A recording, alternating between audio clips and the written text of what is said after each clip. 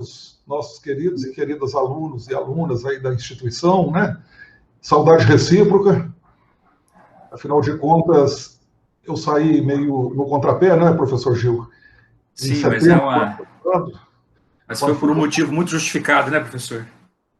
foi muito bom. Eu estou muito feliz, apesar da ausência que é doída da sala de aula, né? Afinal de contas, são tantos anos aí na casa, nossa querida Unitri, Sim, nós dois, desde o tempo da FIT, né? é verdade, professor, verdade. Desde Mas o tempo do Uberlândia Shopping, né? Uberlândia Shopping era, com certeza, uma etapa de vida tão bacana para nós, e a maioria, eu creio que nem nascido era, né? Ah, não, sim, sem dúvida. Não podemos nem falar muito a respeito disso, né, professor? Senão nós entregamos que nós já passamos aí dos 35, né? É verdade, viu, professor Gil? Mas isso é a única coisa que não tem jeito de segurar, né? É verdade, não tem como. Os cabelos brancos vão trazendo experiência e paciência. É verdade, professor. Professor Faleiros, nós vamos aguardar mais, acho que uns Sem 2 problema, minutinhos, só para que todos os colegas fique, consigam entrar na sala de aula, fique à tá? vontade. Como está transcorrendo aí o curso, professor Gil? As Sim. aulas, em razão Professor, da. nós nos adaptamos bem e com rapidez, creio eu, né? Veja que no dia 16 de março houve a interrupção das atividades presenciais, né? Perfeito. E no mesmo dia 16 de março, muitos professores já ministraram aula por alguma alternativa, né? Eu, por exemplo, Perfeito. dei aula pelo Instagram, nunca tinha feito isso, Olha acabei só. fazendo, muitos colegas que tinham mais habilidade já se viraram rapidamente, No, e no, transcorreu bem, professor. no sistema de Nós live estamos... do Instagram, naquele Exatamente. telinha de 1 hora, né? Isso. Agora nós utilizamos o Google Meet, né? Não temos tanta dificuldade e optamos pela aula ao vivo, né? No horário da aula que seria presencial lá no campus, o Certo. professor entra e ministra a aula. Então, acredito que isso diminua um pouco, né, a distância, porque a aula não é gravada. A aula Certo. gravada ela é um tanto desestimulante na nossa visão, dentro do curso de Direito, dentro dos professores do Direito, porque aí tem aquela facilidade, o aluno fala, depois eu vejo, e se depois às vezes não chega, né? E É acaba verdade. que o aprendizado é diferente. É verdade. Então, eu creio que estamos bem, o número de alunos que tiveram que, às vezes, sair do curso, fazer o trancamento, é por razões financeiras, né, porque a gente sabe que a pandemia atingiu muita gente, né, Está sendo isso terrível, né? Com certeza. é inegável isso, mas eu não sei, professor, assim, eu tenho a impressão, os alunos estão aqui com a gente, né, nós fizemos, no semestre passado, 9 eventos como Que esse maravilha. semestre devemos fazer entre 12 e 15. Que Então, espetáculo. assim, estamos lutando com a situação não é a ideal, né? Mas nós não podemos parar, né, professor? Temos Não. que, temos que Aliás, continuar aí, né? eu sinto bastante felicidade quando ouço pessoas se referirem à Unitri por estar levando a efeito, através deste sistema que você colocou, as Aham. aulas, porque as pessoas, queiramos ou não, elas comparam as Isso, instituições de Uberlândia com a UFO, né? isso. E pelo que me tem chegado, a UFO não fez nada até agora, estão começando, né, parece. E isso É, gerou e- um enfrentamento da comunidade acadêmica muito grande, principalmente no corpo docente, né? E as pessoas comentam, né? Falam, a UFO não está fazendo nada, as aulas pararam, a graduação está parada, o mestrado está parado. A Unitri está funcionando a todo vapor. Eu fico todo feliz quando eu ouço isso, não pois é, professor. absolutamente nada contra a UF, né? Apenas porque eu vejo que vocês estão realmente empenhados em levarem aos alunos as informações pertinentes, né, ao ano letivo. Exatamente. O prejuízo para nós, como instituição privada, de perder um semestre, ele é irrecuperável. Verdade. Se você perguntar para o nosso aluno, fizer uma enquete com o nosso aluno, né? Você quer que o semestre continue com as aulas ao vivo ou quer terminar esse semestre quando der? Né? A opção que nós da iniciativa privada temos, ela é muito clara. A instituição pública, ela historicamente, especialmente dessa que nós estamos falando, que é a UFO, conclui os semestres logo em seguida, né? Ou anos depois, basta lembrar as greves, né, que ocorreram. Atrasaram muito, né? Exatamente. As O aluno, o nosso aluno, tem grande parte do nosso aluno aqui, se não a maioria, é o aluno trabalhador. É o aluno que está trabalhando e fazendo curso, quer concluir logo, quer ir para a advocacia, quer prestar o seu concurso público, quer melhorar o seu salário no emprego que ele tem. 6 meses é muita coisa, né, professor? Sem sombra de dúvida. Aliás, 6 meses, que se a gente tivesse esperado, se transformaram em 1 ano, né? Em 1 ano, porque o impacto foi em março, né? Nós estamos há 7 meses.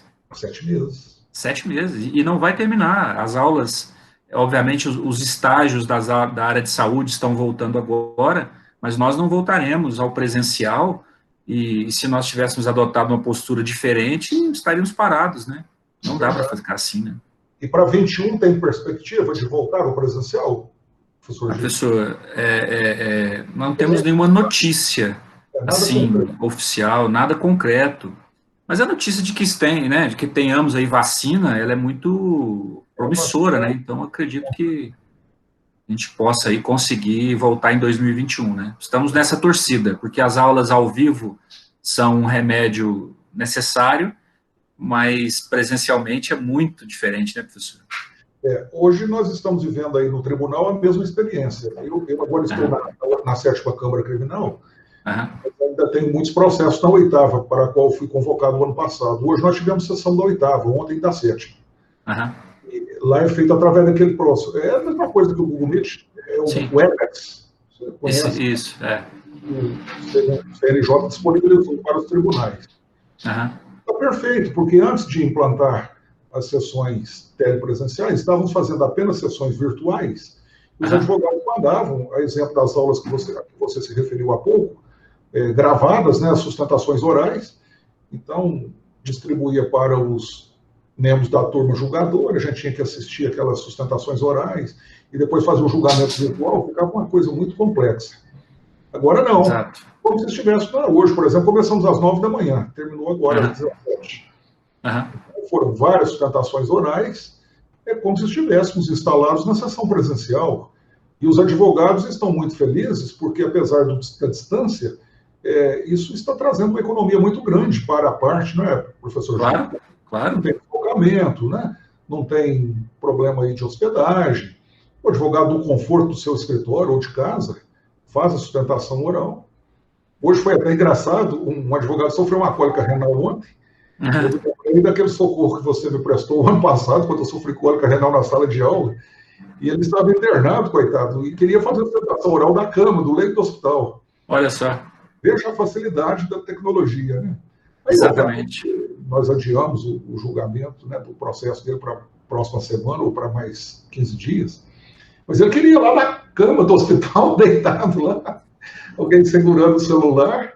Ele falou, não, estou pronto aqui, eu não quero prejudicar o meu cliente, não. Então, são paradigmas que não vão voltar, né? A gente hoje percebe que a própria advocacia está já manifestando o desejo de que, mesmo voltando às sessões presenciais, que continue admitindo as sustentações orais dos advogados que estão distantes pelo sistema. Essa que não tem necessidade da presença física do cliente, né? Exato. Do acusado, normalmente, né? Ou seja, não há nenhuma... não se fere nenhuma garantia constitucional do acusado, pode ser feito. Economia de tempo, de dinheiro, diminuir o risco, né, de vida nas estradas, e uma série de benefícios, né, professor? São vários os fatores, né? Verdade. Professor, vamos então, podemos começar, né? Já estamos aí às 18h09. Eu quero novamente agradecer a você o pronto atendimento ao nosso convite para estar com a gente, para aqueles alunos, mas para aqueles que não foram, o professor Faleiros foi juiz da primeira vara criminal de Uberlândia aqui por muitos anos, né, está desde 1997 como docente da Unitri, e no ano passado teve que nos abandonar provisoriamente, assim espero, né, que um dia retorne, para assumir como desembargador no Tribunal de Justiça de Minas Gerais, e como ele mesmo mencionou, está hoje na 8ª Câmara Criminal. Professor Faleiros, seja muito bem-vindo, tenha a palavra para falar aí com os nossos alunos, fique bastante à vontade, tá bom? Obrigado, professor Gil. Eu, inicialmente, gostaria de, agora, oficialmente, agradecer ao convite. Fiquei muito feliz, muito honrado quando recebi a sua mensagem, convidando para participar dessa conversa neste final de tarde, princípio de noite, né? Aqui, através do sistema de computadores, da rede mundial de computadores, né? Que, como nós falamos há pouco, está trazendo um novo paradigma para as nossas atividades. Eu, aliás, agradecendo ao convite, peço que leve o meu abraço aos colegas aí da instituição, ao nosso reitor, pró-reitor, ao professor Socrepa, né?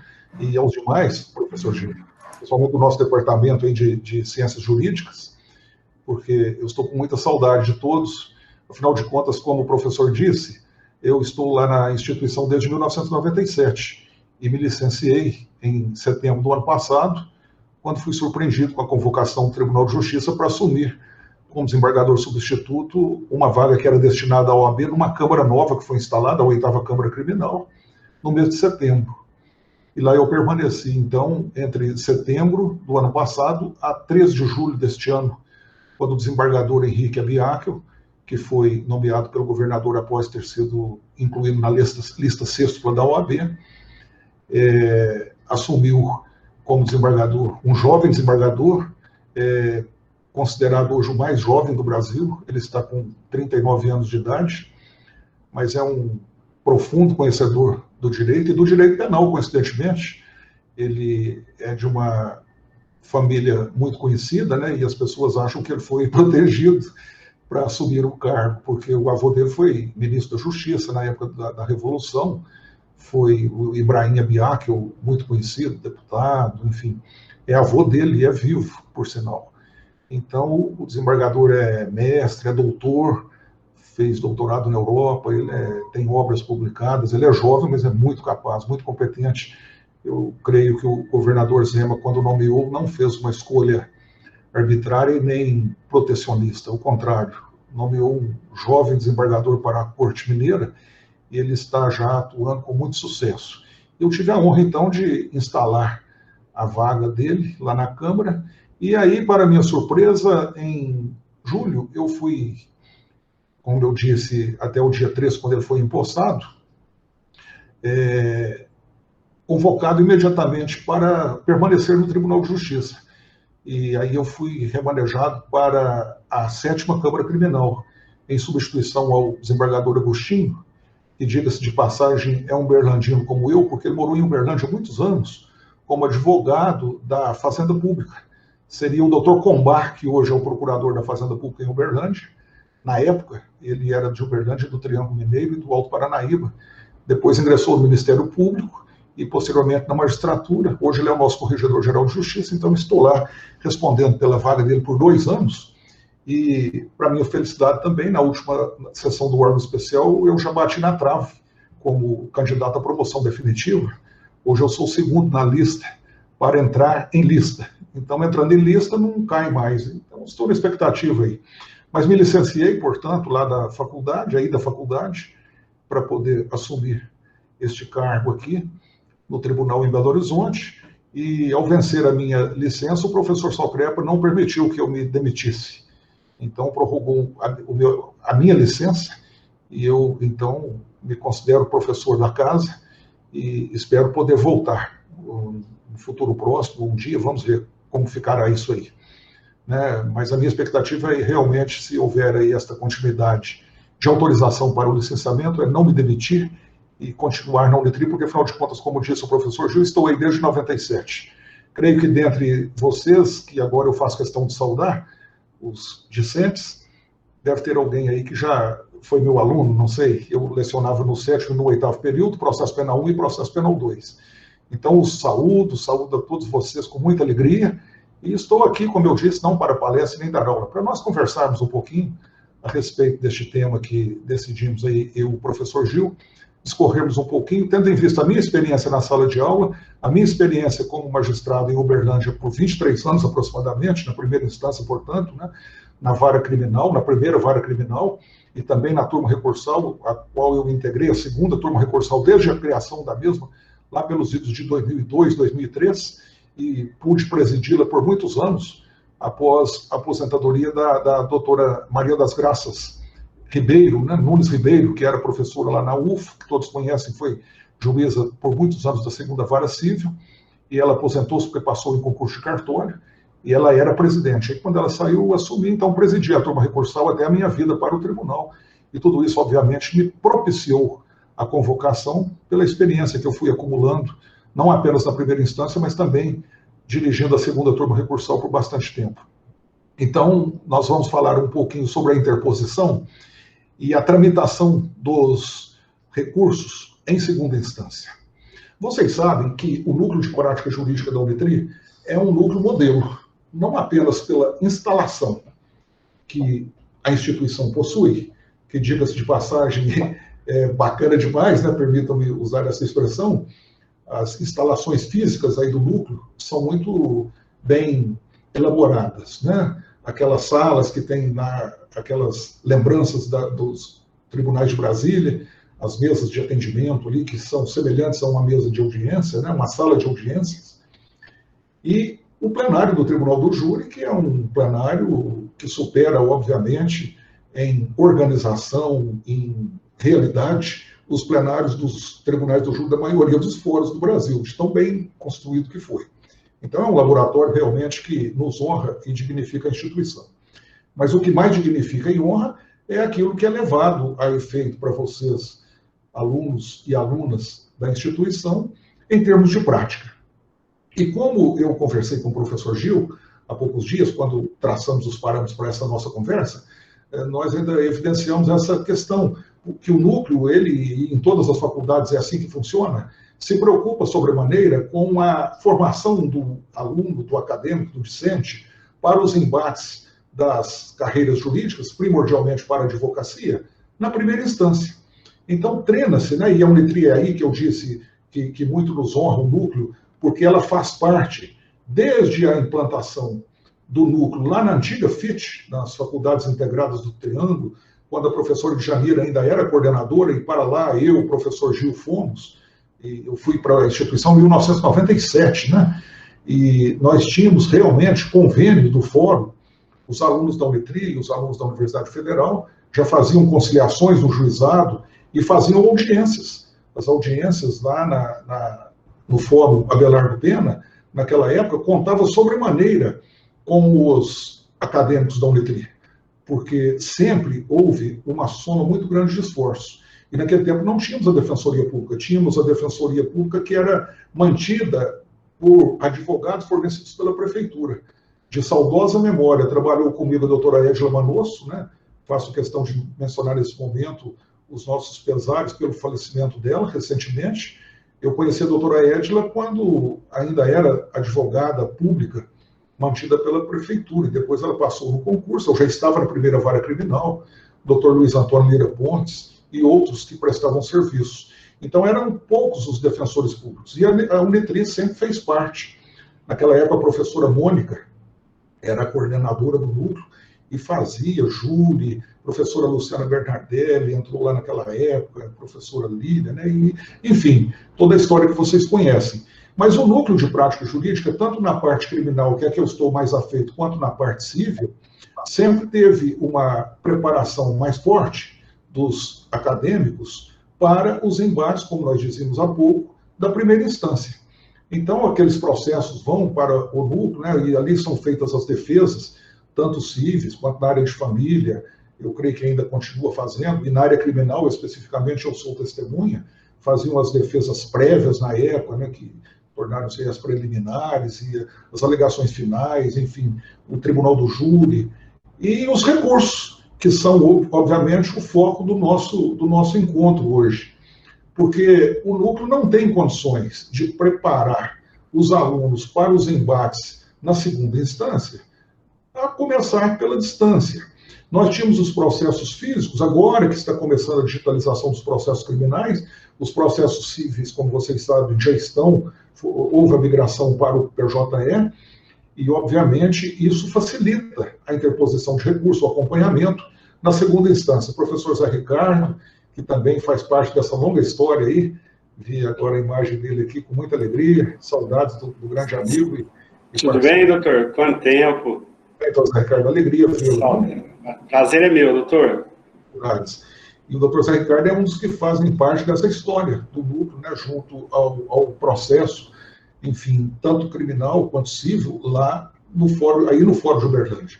Mas a instauração do procedimento recursal, gente, como vocês sabem, ela é muito importante, porque é lá na instauração que começam a traçar os parâmetros daquilo que se pretende da segunda instância.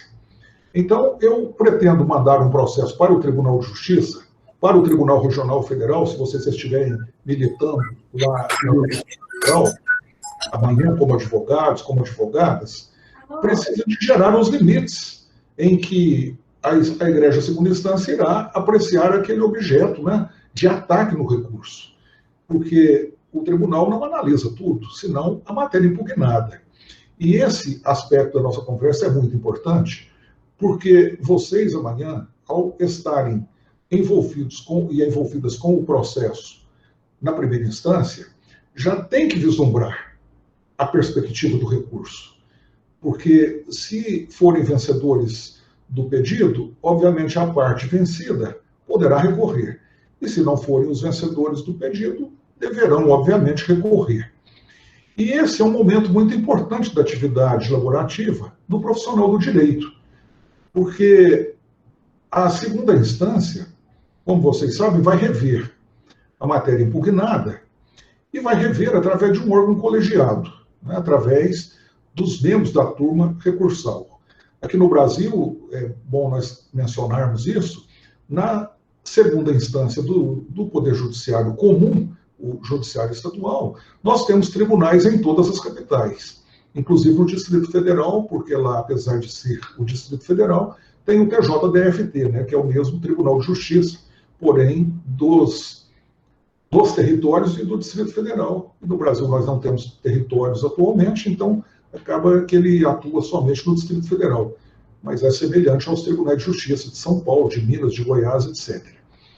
E na Justiça Federal, nós não temos tribunais regionais de recurso de segundo grau em todas as capitais, temos apenas 5, né? A primeira região em Brasília, que pega uma grande região do Brasil, e fica só um cantinho lá do Nordeste, como vocês sabem, que pertence à 5ª região, cuja sede está em Recife. A segunda região, que cuida do Rio de Janeiro e do Espírito Santo. A terceira região, que cuida de São Paulo e do Mato Grosso do Sul.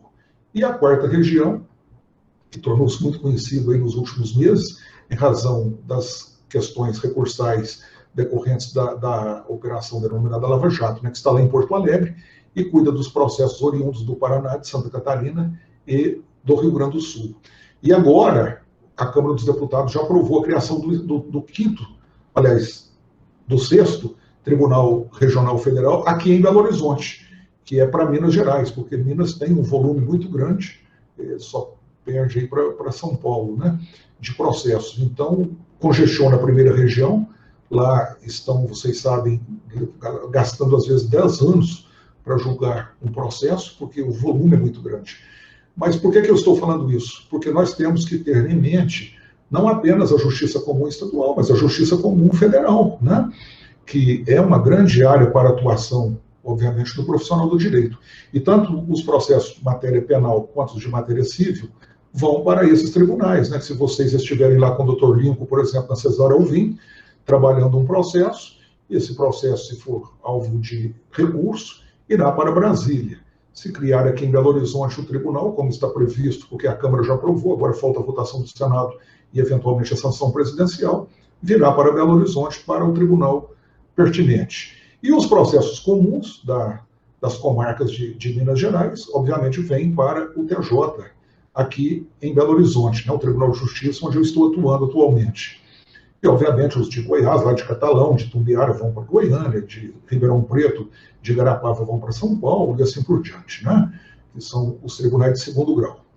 E esse momento de interposição dos recursos é muito importante, porque o profissional do direito tem que estar atento àquilo que ele vai reivindicar e àquilo que ele irá pretender buscar na revisão, nesse caminho de volta que o recurso permite aos membros do órgão colegiado aferir e darem ou não provimento ao pedido, né? Então, o momento da interposição do recurso, e aí é o tema inicial nosso lá, daquilo que estamos propondo a conversar aqui com vocês, é exatamente a forma de interposição. Porque você interpõe, hoje as audiências são normalmente realizadas, e quando o processo não é de grande complexidade, principalmente na área criminal, o juiz já profere a sentença.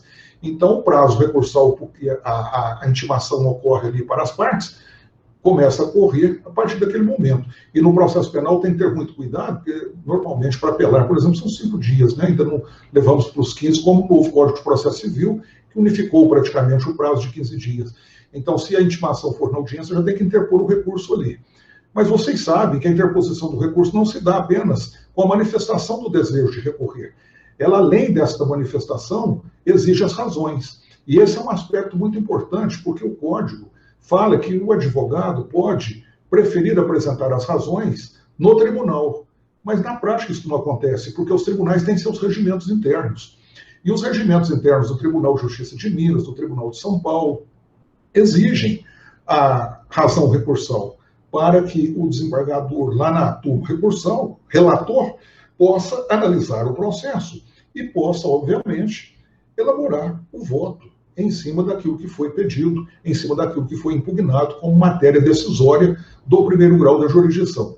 E se o advogado não prepara as suas razões de uma maneira coerente e compatível com a intenção de obtenção daquilo que se vislumbra, aí vai haver um prejuízo para a parte. Porque, como nós já falamos, e vocês sabem, obviamente, a matéria impugnada é que será alvo do objeto de apreciação do relator, né? E nós não temos o reformatio in melius. O processo civil, hoje, ele é claro, né, o Código, e no processo penal, quando o recurso é exclusivo da parte ré, não tem também a reforma em prejuízo, né? Só quando o Ministério Público recorre é que o tribunal pode prejudicar, elevando a pena ou condenando. Se o recurso for exclusivo da defesa, o tribunal não pode majorar a pena. Ah, o réu recorreu, agora eu vou, desculpa a expressão, vou ferrá-lo aqui porque essa pena foi muito branda. O tribunal não pode fazer isso. Só pode se o Ministério Público também tiver recorrido. Então, esses parâmetros aí, nesse momento da interposição do recurso, vocês precisam estarem sempre atentos. E uma vez interposto o recurso, precisa de ter atenção com o que vai acontecer na segunda instância. Eu, como juiz, me sentia distante da segunda instância. Agora, imagine um advogado que começa a militar na primeira instância e não se preocupa com a segunda instância e não visita o tribunal.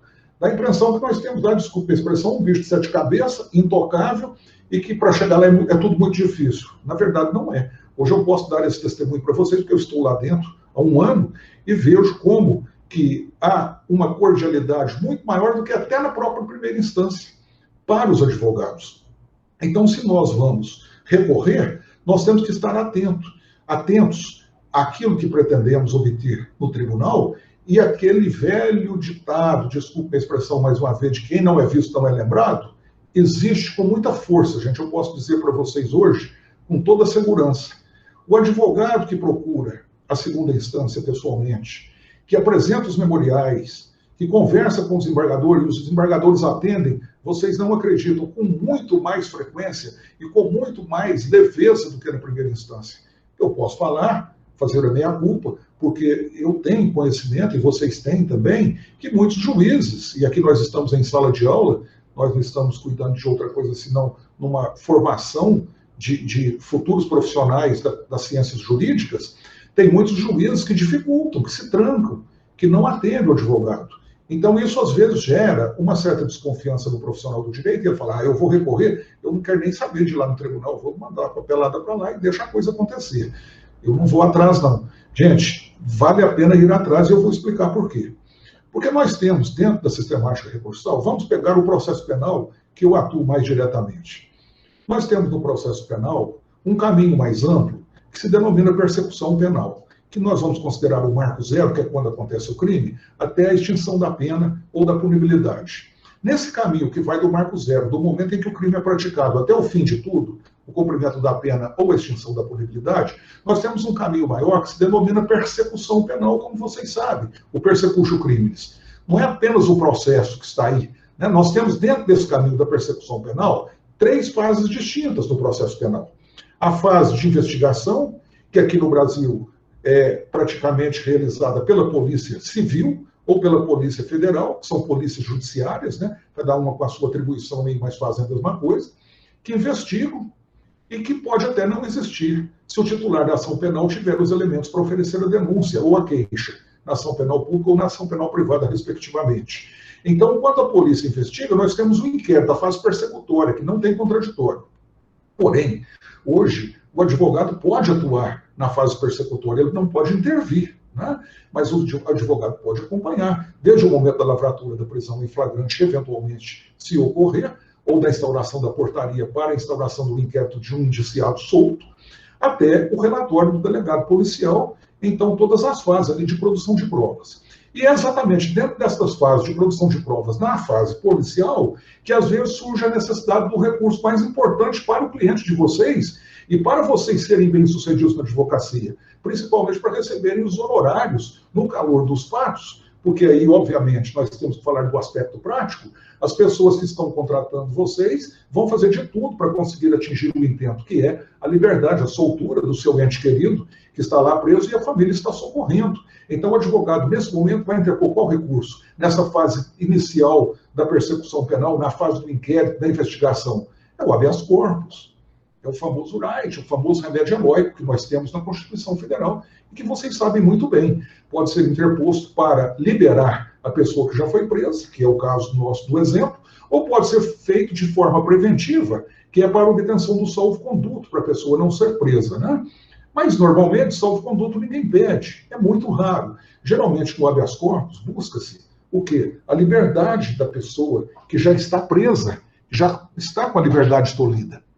Então, neste momento, é que há um desespero maior, e é onde o advogado tem a maior expectativa de assegurar aquilo que ele busca, que são os seus honorários, a sua remuneração dentro da sua atividade laborativa lícita, e assegurar a defesa futura no processo, se houver a denúncia, se houver a acusação. E hoje nós sabemos que os habeas corpus já são interpostos eletronicamente. Vocês, como advogados, como advogadas, ao interpor um habeas corpus, têm que elaborar a peça, têm que digitalizar os documentos, e vem tudo para o desembargador, para a Câmara Criminal, dentro do sistema digitalizado, digital.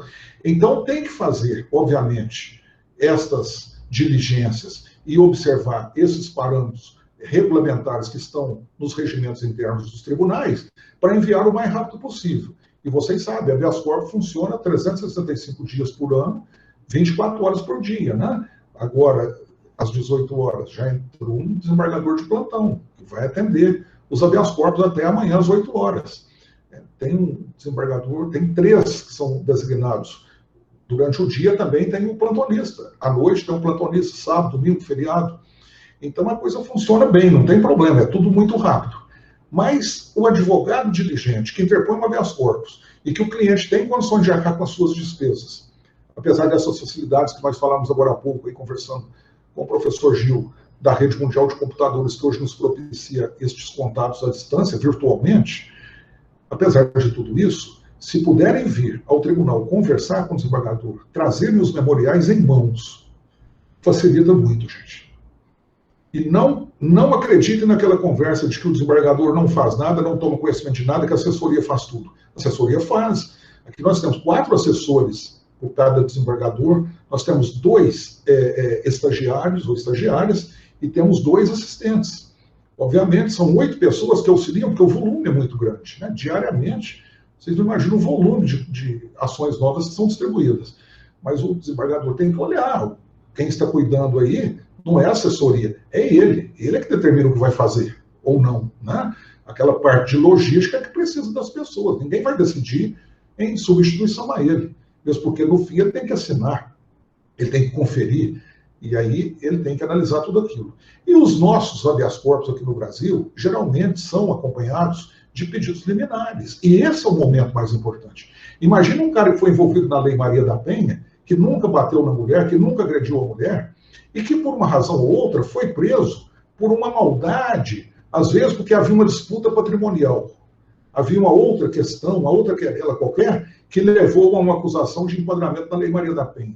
Ele não está ameaçando, não está oferecendo nenhum risco para a mulher, senão a questão de vingança ou questão de guarda de família. Isso acontece muito.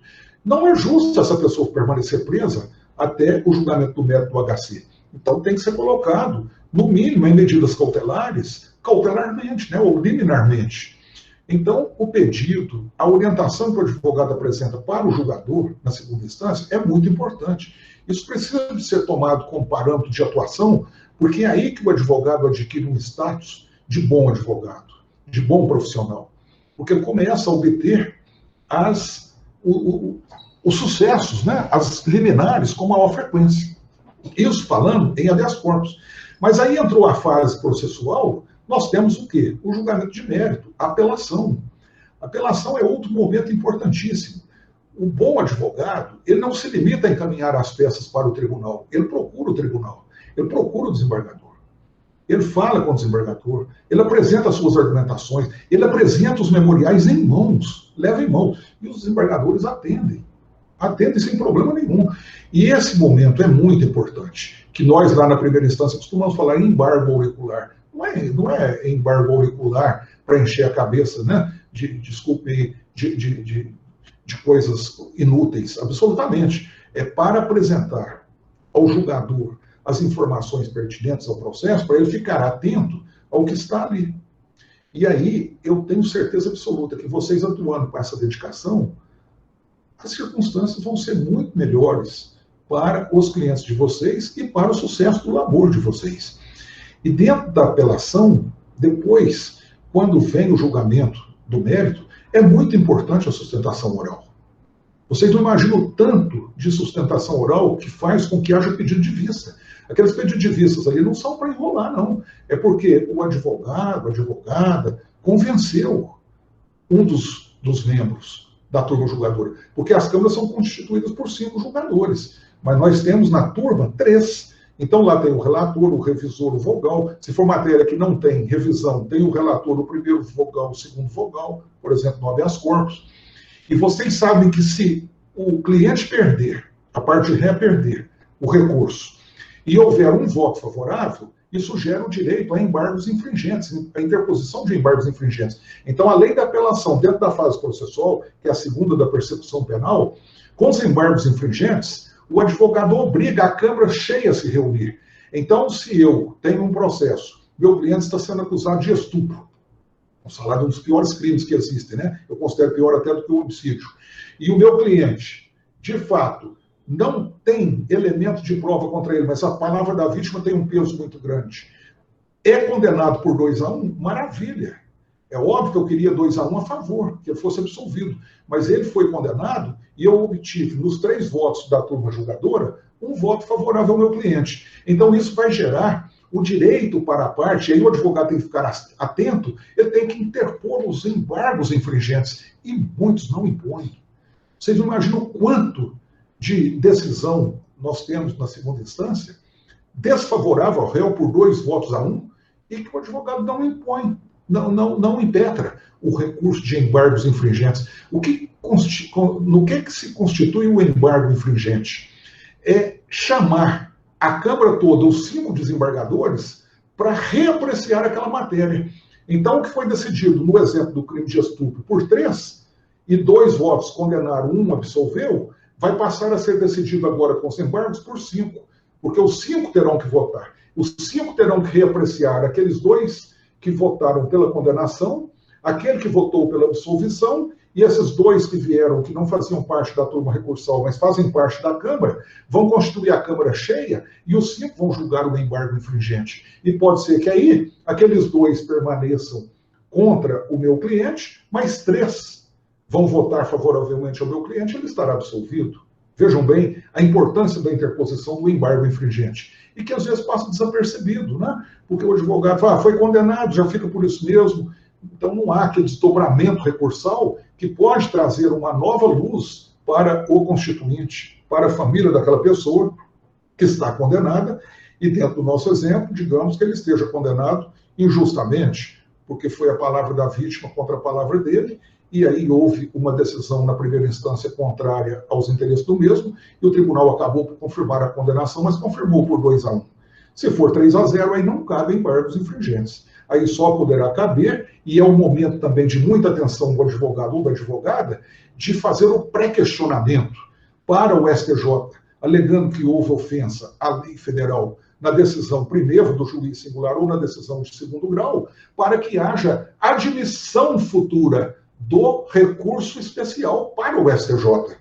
Porque tem um filtro na terceira vice-presidência, quando há interposição do recurso especial, e se o recurso não estiver bem fundamentado, ele não será admitido. Ele não será admitido. O mesmo acontece com o recurso extraordinário para o Supremo Tribunal Federal. Então, há necessidade de atenção para aquele pré-questionamento de matéria ofensiva à Constituição Federal, a fim de assegurar, no filtro da terceira Câmara Criminal, aliás, da terceira vice-presidência, de admissibilidade do recurso extraordinário, para que o processo suba para o Supremo Tribunal Federal. Porque, caso contrário, e a maioria acontece assim, infelizmente, por falta de um pré-questionamento, de uma atenção, de um cuidado, de não admissibilidade. Aí qual recurso, quando não se admite na segunda instância do Tribunal de Justiça, o recurso especial para o STJ ou o recurso extraordinário para o Supremo Tribunal Federal? Tem que entrar com um agravo contra a decisão que não admitiu o recurso especial, ou um agravo contra a decisão que não admitiu o recurso extraordinário para o Supremo Tribunal Federal. E esse recurso é interposto no Tribunal de Justiça, perante a Câmara onde está tramitando o processo, que eu sou advogado, que eu sou advogada.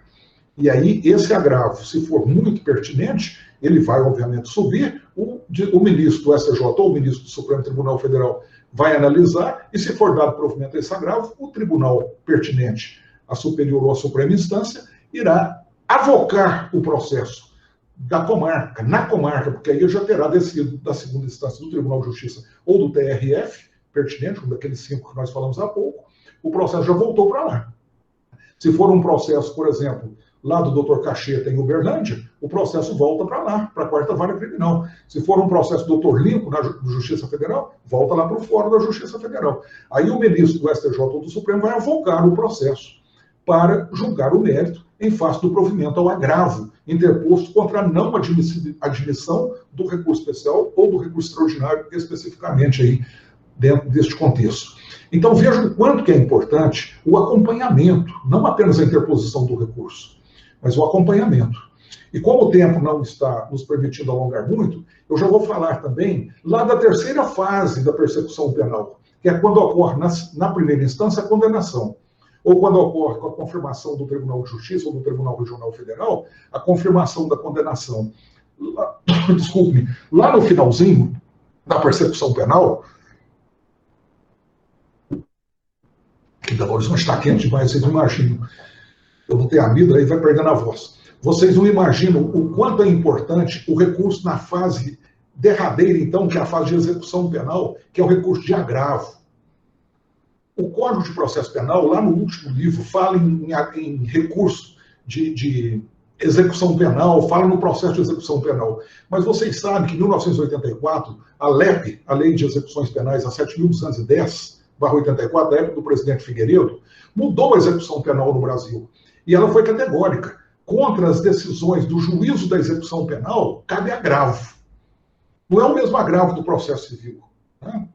Mas é um agravo que não é o recurso em sentido estrito, aquele que está lá, no 581 do Código de Processo Penal. É um agravo para discutir a decisão lá da vara de execução penal, ou do juízo da execução penal, se for comarca de vara única, que não concedeu, por exemplo, a progressão de regime, que não concedeu o enquadramento do cliente que já está preso e condenado do indulto de Natal, que é uma comutação de pena, ou então não concedeu um outro benefício, por exemplo, liberdade condicional, seja lá o que for, uma saída temporária. E o Supremo Tribunal Federal já pôs a pá de cal que em matéria de execução penal não cabe HC.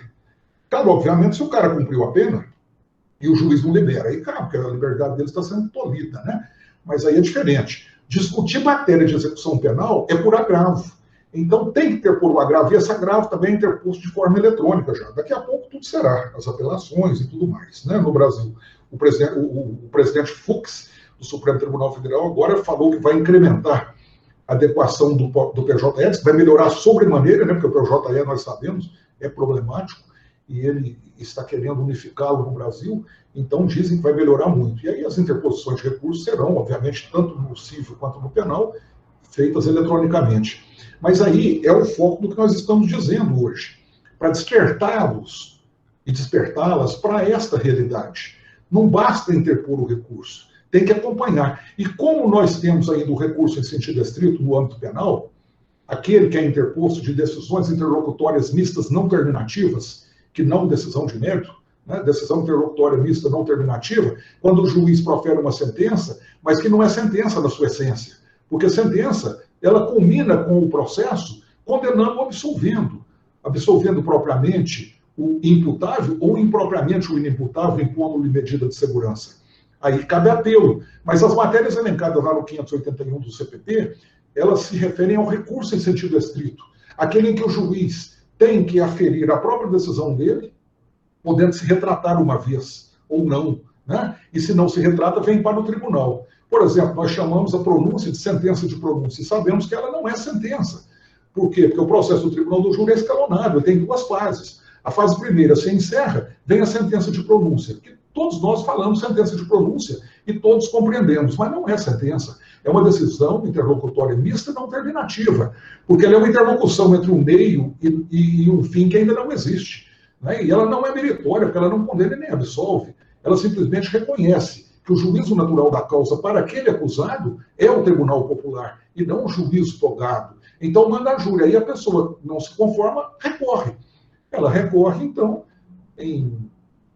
dentro dos parâmetros permitidos, e manda para o juiz rever a decisão, o juiz vai manter e vem para o tribunal. Aí aqui no tribunal tem que apresentar os memoriais, exemplo da apelação, se possível conversar com o desembargador, né, que é o relator, porque ele é que vai relatar o voto principal ali. Depois vem o revisor e depois vem o vogal. Devem, na medida do possível, conversar com os três, sem problema nenhum, né? Todos ouvirem, receberem os memoriais, os julgadores gostam de receber os memoriais. Isso ajuda, porque enquanto o processo está na mão do relator, se eu levo o memorial para o revisor e para o vogal, eles já vão tomar conhecimento antecipado daquilo que eu pretendo para o meu cliente, que não vá a júri, por exemplo, no reze, ou que ele seja absolvido, ou que a pena seja diminuída na apelação, né? E lá no agravo a mesma coisa. No agravo à execução, ter o cuidado de informar os julgadores da turma o que você está pretendendo, porque isso facilita muito a atualização das informações pertinentes ao pedido recursal por parte daqueles 3 membros da turma julgadora. E se for caso de mérito, que pode acontecer o embargo infringente, como nós nos referimos há pouco, se você leva o conhecimento de todos os membros da Câmara, os 5, o que você pretende, já vai facilitar antecipadamente a formação da opinião do julgador quanto àquele seu pedido. E para nós encerrarmos, o tempo infelizmente é escasso, tem que ser feito aí esse comentário de uma forma bem superficial, mas acredito que este objetivo não é ensinar-lhes nada sobre recursos, porque vocês já sabem, é incentivar-lhes a recorrerem, mas não abandonarem os recursos, acompanharem os recursos, virem para o tribunal, irem para os tribunais de São Paulo, de Goiânia, de Curitiba, enfim, seja lá onde for, né, o tribunal que vocês estiverem atuando. Principalmente agora que nós temos as perspectivas de fazermos sustentações orais através da rede mundial de computadores. Há poucos dias eu tive um advogado de Manaus, eu era relator, ele estava defendendo um parente aqui do Vale do Jequitinhonha. Quando que esse advogado de Manaus viria defender um parente aqui em Belo Horizonte? Nunca.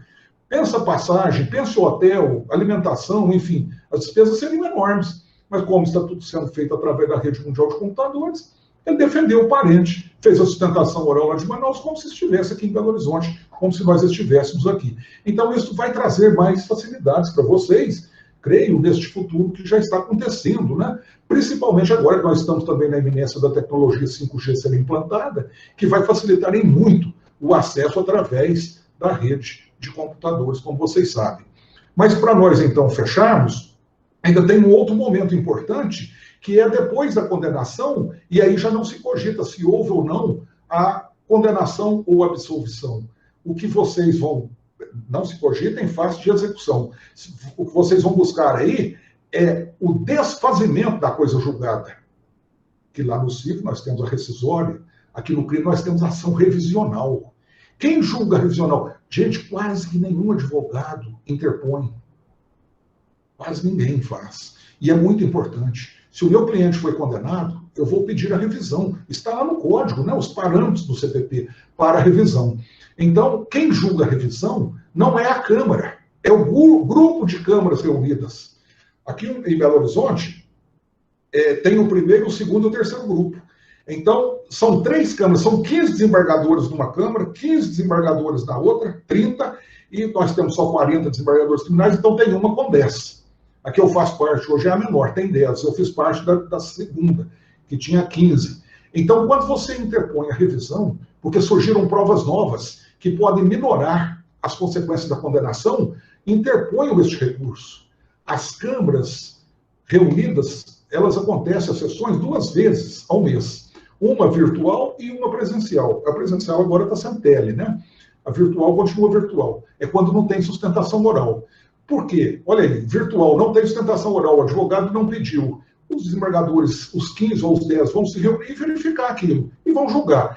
Veja a diferença. Eu manifestei o desejo de fazer a sustentação oral. Então, eu vou para a reunião do grupo de câmaras reunidas, acontece às segundas-feiras, lá eu vou apresentar a sustentação oral para 15 desembargadores e vou provar que as provas militam em favor do meu cliente. Esse recurso é só para defesa. O Ministério Público não interpõe esse recurso. Aí o advogado vai, sustenta, pensa a facilidade em 15 dele convencer ali 8, né? E absolver o cliente dele, ou diminuir a pena, desde que haja, repito, prova nova, militando em favor do acusado depois da condenação. Prova nova pode ser uma ata notarial, por exemplo. Uma pessoa que foi lá como testemunha no fórum resolve agora dizer a verdade. Você leva essa pessoa no cartório de notas e lava uma escritura de declaração, né? A antiga escritura de declaração, que nós sabemos muito bem, é aquele termo denominado notarial. É uma mera escritura de declaração. A pessoa declara para o tabelião e ele tem fé pública, então ele vai fornecer para você aquela escritura, entre aspas, das declarações da testemunha, que está fazendo perante o tabelião, que tem fé pública, uma nova informação se redimindo de algo que ele disse que prejudicou o cliente de vocês. Aí vocês entram com esta ata notarial, que é a antiga escritura de declaração, e apresentam, interpõem, né, este recurso para o grupo de câmaras reunidas. Então, isso pode trazer um benefício muito grande para o cliente de vocês. Eu, com essas palavras, ratifico que não estou aqui dando aula e nem fazendo palestra, apenas tendo uma conversa entre amigos para despertá-los para esta realidade. Passe a vislumbrar o futuro profissional de vocês, não apenas no processo de primeira instância do juízo singular, mas no processo de segunda instância também. E eu aí não falei do processo civil, mas isso vale para o processo civil, né? Aqui o 994 do CPP, que cuida lá da apelação do agravo de instrumento, ou do agravo interno e dos embargos de declaração.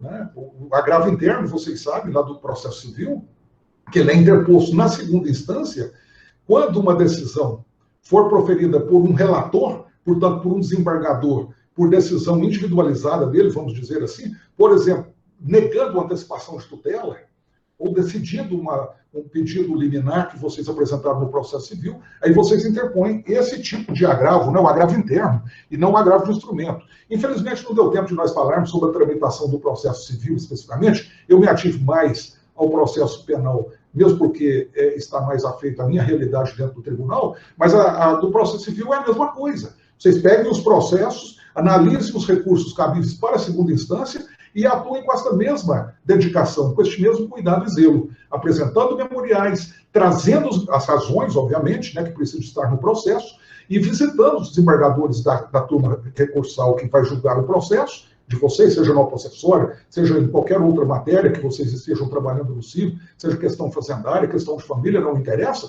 e converse com os 3 desembargadores, relator, revisor e vogal, ou relator, primeiro vogal, segundo vogal, a respeito do que pretendem, apresentem os memoriais em mãos, expliquem o que desejam, porque eu tenho certeza absoluta, isso pode trazer grata surpresa para o desfecho da sua pretensão dentro do processo tão bem conduzido lá na primeira instância, mas que não te trouxe, no julgamento da sentença do juízo primeiro, o intento desejado, e que você pode reverter na segunda instância, tendo uma dedicação específica e um zelo maior nesse trato do processo na segunda instância. Procurem os tribunais na medida em que puderem, vão fazer estágio, as câmaras são abertas. Agora nós estamos fechados, né, infelizmente, com a pandemia, mas daqui a pouco voltarão as sessões presenciais. Vão lá, os acadêmicos são bem recebidos. Temos espaço hoje no tribunal aqui em Belo Horizonte, suficiente para muitos estagiários. Os desembargadores recebem com muito gosto. Vocês vão quebrar esse gelo de achar que na segunda instância há uma distância muito grande, uma distância maior do que na primeira instância. Muito pelo contrário, o acesso, vocês vindo ao tribunal, vocês vão perceber, é muito fácil, é muito tranquilo e muito real. E eu, estando aqui em Belo Horizonte no tribunal, me coloco à disposição de vocês, independentemente de pretenderem visitar câmaras criminais ou cíveis, tanto de área pública como do direito privado, no civil, por exemplo, para conduzi-los lá. Viu? Não há nenhum interesse a não ser ajudá-los a quebrar esse gelo, essa distância, para que vocês possam ter uma advocacia de sucesso. E quantos são aqueles que têm sucesso atuando só na segunda instância? Só fazendo, por exemplo, sustentação oral, né, perante as câmaras cíveis e criminais dos tribunais brasileiros. Muito obrigado pela atenção. Volto a palavra ao professor Gil. Me desculpe, professor Gil, aqui, antes dos 5 minutos que nós combinamos antes para você fazer as comunicações, eu me exagerei um pouco. Muito obrigado mais uma vez. Professor, você foi cirúrgico. Espero poder retornar à nossa querida Unitri num futuro não muito longínquo. Professor, você foi cirúrgico, terminou exatamente na hora que nós combinamos, faltando 5 minutos para as 19 horas, porque os alunos têm aula agora, né? E eu quero, esse é um evento muito curto, né? A gente acaba não tendo tempo para discussões, para perguntas. Eu quero até já deixar o convite para que a gente possa fazer esse evento, talvez ainda nesse semestre, num sábado, porque aí nós temos aí mais tempo para um bate-papo com os alunos, né? Que sair agora, se ausentar, deixou um abraço. E eu quero, professor, obviamente, mais uma vez agradecer pela sua disposição de estar conosco. Você realmente é um amigo das pessoas, da instituição, e os alunos, quando te ouvem falar, olha, podem vir aqui ao tribunal, que eu os recebo, conhecem, talvez possam imaginar que, puxa, será que se eu for lá, o professor Faleiros realmente vai me receber? Quem te conhece sabe que isso vai acontecer pela sua generosidade, a sua simpatia com todos os colegas, né, de Uberlândia, da região toda aqui, eu tenho certeza que serão muito bem recebidos. Eu quero enaltecer aí talvez o pilar central da sua palestra foi como é importante que o advogado vá ao tribunal. Exatamente. Que o advogado esteja com os desembargadores, com os ministros em tribunais superiores, né? Claro, não tenha receio de fazer isso. Exato. Aquela expressão que não é visto, não é lembrado. Então é muito importante tornar-se conhecido na segunda instância, né? E acaba desenvolvendo um respeito, né? Todos que veem um determinado advogado que está sempre fazendo boas sustentações orais, adquire o respeito de todos que trabalham no judiciário, né, professor? Sem sombra de dúvida. E eu quero me colocar aqui, professor Gil, à disposição da Unitri, não este ano, porque este ano nós já perdemos ele, infelizmente, né? Já estamos praticamente na metade. Sim, sim. Mas deve reabrir, e no começo do ano que vem nós já deveremos estar atendendo, já nas sessões presenciais, se o núcleo tiver a futura, de trazer, vamos fazer micros excursões com alunos para virem para cá, eu me encarrego de ser aqui um companheiro de vocês para fazer os agendamentos nas câmaras, para receber os alunos, passar o dia nas sessões, viu? Isso é muito importante, às vezes, para facilitação do acesso, porque o Uberlândia é muito distante, né, gente? 550 quilômetros não é brincadeira da capital. Excelente. Sabe que nós fizemos isso com muita frequência em anos anteriores para Brasília, né? Exato. Porque, por incrível que pareça, o acesso a Brasília é mais fácil e rápido do que a Belo Horizonte, né, em razão da estrada, né? Mas é uma ótima sugestão e vamos colocar em prática, sem dúvida nenhuma. Tá bom, professor? Perfeito. E mais uma vez, muito obrigado. Eu quero só falar para os alunos presentes que eu vou colocar aqui ao lado o link para o formulário para preenchimento, né, em virtude da emissão de certificados. Pedir a todos aí que eticamente não passem esse link para quem não esteja presente na palestra, né, e dizer que ele ficará aberto aí por 10 minutos para que todos possam fazer o preenchimento. E, professor Faleiros, mais uma vez, muito obrigado, um grande abraço a você, um grande abraço para a doutora Magda, para o Júnior, para os seus filhos, para toda a família aí, te agradecer mais uma vez pela sua prontidão em nos atender. Muito obrigado, professor Gil. Um grande abraço para ti, um grande abraço para a esposa, nossa querida e grande amiga também, Érica, aquela que nos ensinou, nos transformou em amantes do vinho, né? Juntamente com o professor. Verdade. Que é um professor Verdade. da área aí.